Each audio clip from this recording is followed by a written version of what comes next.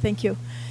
At this time, I'd like to ask Evan and his... A young man with a bright future was honored by the Hawaii County Council recently.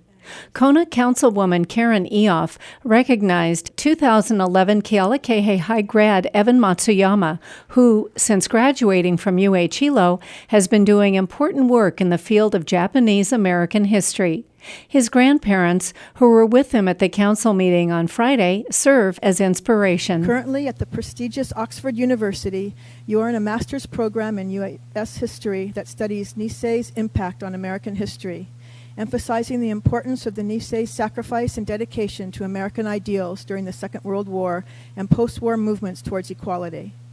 Your studies are heavily influenced by your grandfather, Noboru Don Seki, who served in the L Company of the 100th 442nd Regimental Combat Team during World War II, and your grandmother, Sumi Seki, who endured the Japanese internment camp. Like you said, I've been living on the Big Island for pretty much my whole life, and so when the opportunity to study at Oxford came up, I took off right away because it's been forever. But I think I've been living in France for the last 6 months. We're in a village that my grandfather helped liberate, and I think being away for so long gave me a lot of perspective about how big of an impact Hawaii has on the world. I think the story of the 100th 442nd is much less a Japanese-American story and much more of a Hawaii story.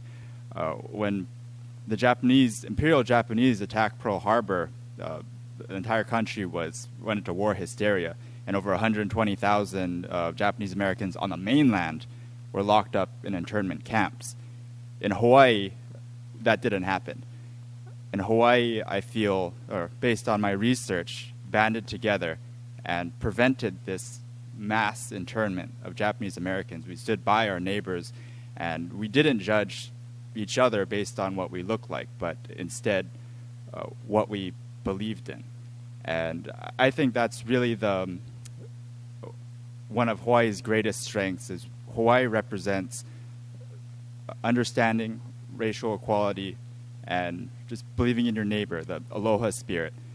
And I think that's the kind of thing that I want to promote, and why I'm studying this history, is to continue this legacy and to continue aloha. That's my little bit, but I want to introduce my grandfather, Don Seki, veteran of the 100th 442nd, and